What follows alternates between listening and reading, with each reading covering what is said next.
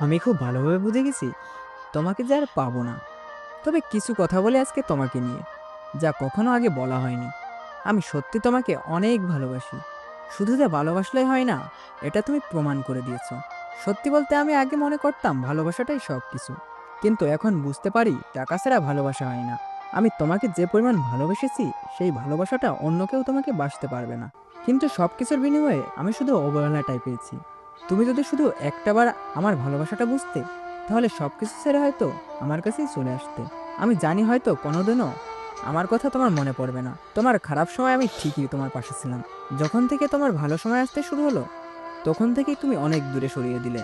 আমি তোমাকে কেন এত শাসন করতাম জানো? কারণ আমি মন থেকে তোমাকে অনেক ভালোবাসতাম। আর এই জিনিসটাই তুমি মেনে নিতে পারতে না। তোমাকে নিয়ে দেখেছিলাম হাজারো স্বপ্ন। হয়তো স্বপ্নগুলো স্বপ্নই থেকে যাবে।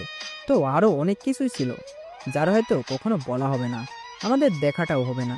কিন্তু লাস্ট একটা কথাই বলতে চাই, টাকা দিয়ে কখনো ভালোবাসা কেনা যায় না।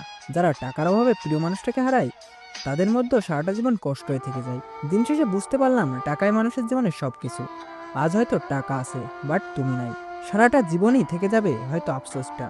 দিন শেষে ভালো থাকুক ভালোবাসার মানুষটা।